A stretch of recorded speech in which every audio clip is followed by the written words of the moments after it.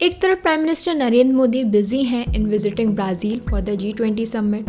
दूसरी तरफ जो हमारे होम मिनिस्टर हैं अमित शाह, वो बिज़ी हैं महाराष्ट्र के असेंबली इलेक्शंस के अंदर वहाँ रैलीज़ करने में, ऑर्गेनाइज़ करने में। और इसी बीच मणिपुर, जहाँ पर पिछले 19 मंथ से जो वायलेंस चल रहा है वो अभी भी अनरिजॉल्व्ड है, उसको रिजॉल्व करने के लिए कुछ नहीं किया जा रहा है। एंड ये जो इशू है ये चल रहा है, 19 मंथ से चल रहा है, बट पिछले कुछ दिनों में ये एस्केलेट हो गया है।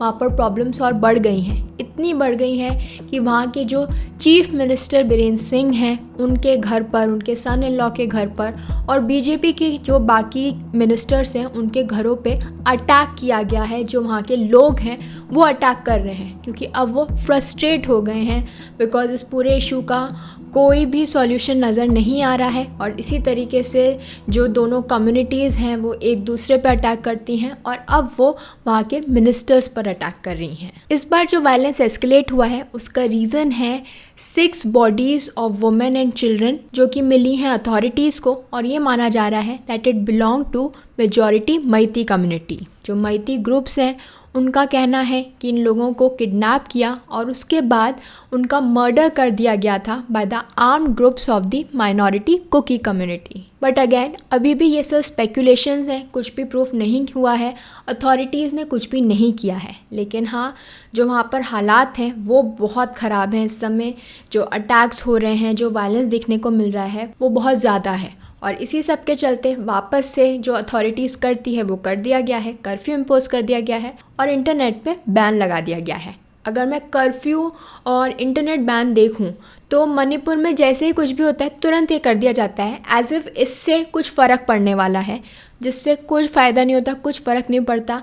अभी भी ये वायलेंस वैसे ही चल रहा है, इनफैक्ट ज़्यादा बढ़ गया है, एस्केलेट हो गया है, क्योंकि जो प्रोटेस्टर्स हैं they have torched the houses and offices of at least a dozen lawmakers. और ज़्यादातर उसमें से जो लोग जिनके साथ ऐसा हुआ है वो बीजेपी को बिलोंग करते थे, रूलिंग पार्टी को बिलोंग करते थे। बट आई वॉज वंडरिंग कि सडनली ऐसा क्या हुआ है। वायलेंस है, इशू है, प्रॉब्लम है जो चल रही है, पिछले 19 मंथ से चल रही है, बट अभी सडनली ऐसा क्या हुआ कि लोगों का गुस्सा जो है बीजेपी पे निकल रहा है, रूलिंग पार्टी पे निकल रहा है। तो ये जो पूरा इशू है, जो करंट इशू है, वो स्टार्ट हुआ 7 नवंबर को, क्योंकि ये माना जा रहा है कि उस दिन एक आर्म ग्रुप ने जो है एक वुमेन का रेप किया था और उसके बाद उसे जला दिया था इन दी स्टेट्स जिरीबाम डिस्ट्रिक्ट।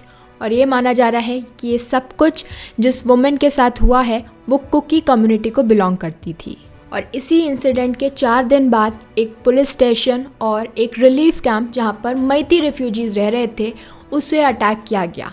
अब ये जो मैती कम्युनिटी है वो ब्लेम कर रही थी कुकी ग्रुप्स को फॉर दिस असॉल्ट। और इसी बीच वापस से एक रिलीफ कैंप पे अटैक किया गया जहाँ पर से 6 इनहेबिटेंट, 6 लोगों को, जिसमें से एक ग्रैंड मदर, उनकी 2 डॉटर्स और 3 ग्रैंड चिल्ड्रन जो हैं वो मिसिंग हो गए। मैती ग्रुप का कहना है कि उन्हें अबडक्ट किया गया और उसके बाद उन्हें मार दिया गया। और वो ये भी कह रहे हैं कि जो 6 बॉडीज़ रिकवर की गई हैं वो उन्हीं की हैं। दो अभी तक उनकी आइडेंटिटीज़ डिस्क्लोज़ नहीं की गई हैं। ये नहीं पता है कि ये वही 6 लोग हैं जो कि मिसिंग हैं, जिनको जो है अबडक्ट किया गया था। तो अभी उनके बीच में कनेक्शन है या नहीं, नहीं पता। लेकिन जब से ये जो इश्यूज़ हैं ये सामने आ रहे हैं तब से जो है लोगों में गुस्सा बहुत बढ़ गया है। और इसी बीच उन्होंने जो मिनिस्टर्स हैं, जो लॉ मेकर्स हैं, उनके घरों पर, उनके ऑफिसेस पर अटैक करना शुरू कर दिया है। अब ये जो पूरी सिचुएशन है अटैक की, it's like a civil war, जहाँ पर जो लोग हैं वो अपने ही चुने हुए लोगों पर अटैक कर रहे हैं, उनसे नाराज़ हैं, उनसे बिल्कुल भी खुश नहीं हैं। तो इज़ इट अ साइन कि अब शायद बीरेन्द्र सिंह को पीछे हट जाना चाहिए?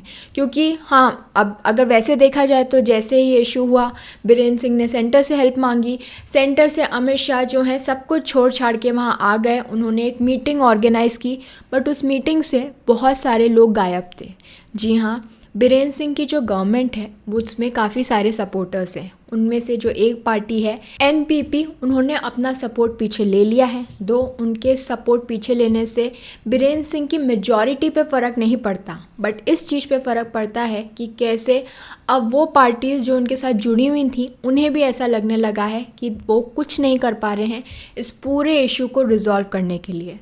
दो अभी भी लोगों को उम्मीद है कि शायद इस बार कुछ स्ट्रिक्ट एक्शंस लिए जाएंगे, क्योंकि इस बार अटैक बीरेन सिंह पर हुआ है उन्हीं की कम्युनिटी की तरफ से। जी हाँ, वो खुद मैती कम्युनिटी को बिलोंग करते हैं और ये माना जा रहा था कि मैती कम्युनिटी भी उन्हें जो है सपोर्ट करती है। बट इस बार यही कम्युनिटी जो है नाराज़ है, नाखुश है, क्योंकि उसे ऐसा लग रहा है कि बीरेन सिंह इस पूरे इशू में कुछ खास नहीं कर पा रहे हैं, इस पूरे वायलेंस को नहीं रोक पा रहे हैं। जनरली जब किसी स्टेट की सिचुएशन इतनी वर्स हो जाती है तो क्या होता है, जो स्टेट का गवर्नर होता है वो प्रेसिडेंट को लिखता है कि ये जो स्टेट की कॉन्स्टिट्यूशनल मशीनरी है वो फेल हो गई है और अब ज़रूरत है कि आप इसके अंदर इंटरवीन करें। और ये जो मैंने आपको बताया पूरा प्रोसेस, इसे हम प्रेसिडेंट रूल कहते हैं, जहाँ पर जो स्टेट मशीनरी है वो फेल हो जाती है तो उसे कहा जाता है कि आप कुछ नहीं करेंगे और जो सेंटर है वो ओवर पावर कर लेता है। बट बीरेन सिंह के केस में शायद सेंटर को बहुत ज़्यादा भरोसा है बीरेन सिंह पे।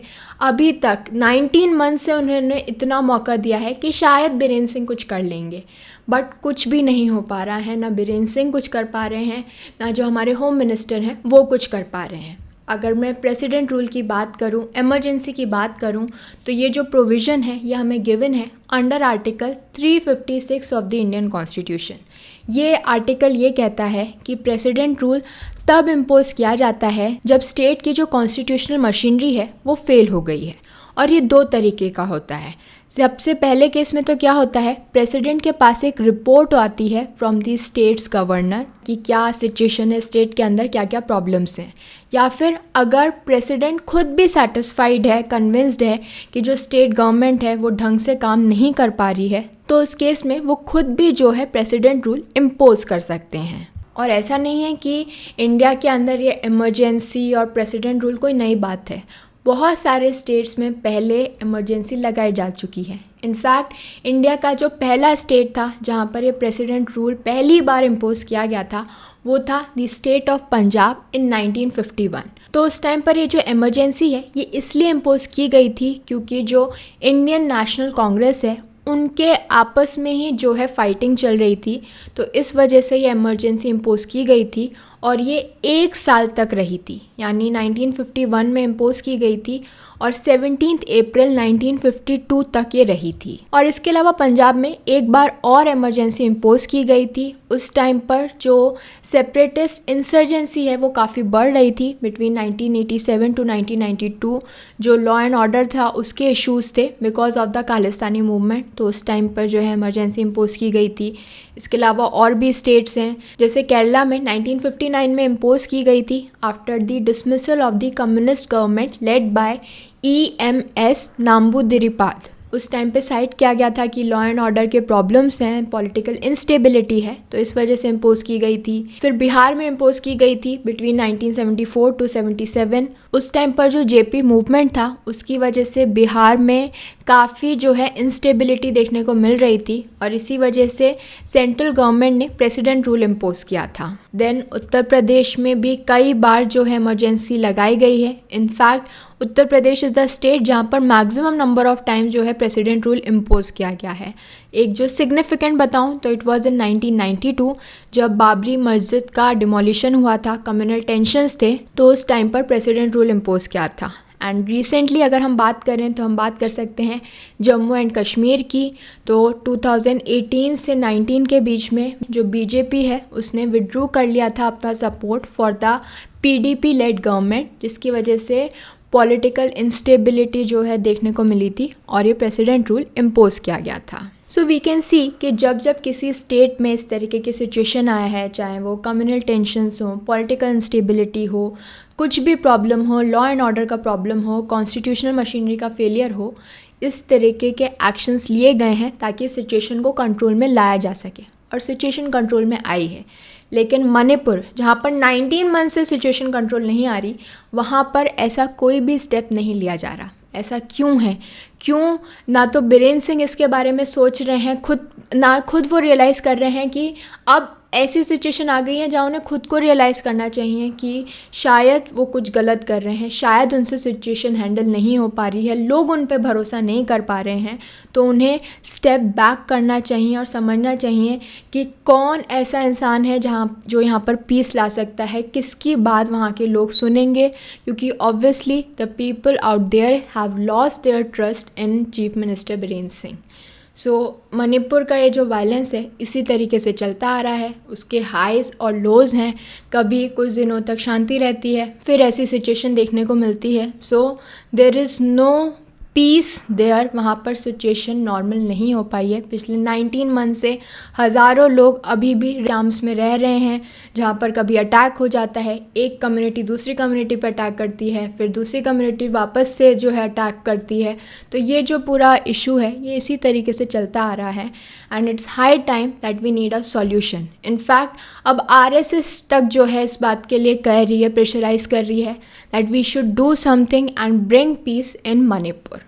आई hope this information was helpful to all of you. और आप वहाँ की सिचुएशन के बारे में अगर कुछ शेयर करना चाहते हैं तो नीचे कमेंट बॉक्स में शेयर कर सकते हैं। एंड अगर वीडियो अच्छा लगे तो प्लीज़ मेरे चैनल को लाइक, शेयर एंड सब्सक्राइब करें। Thank you.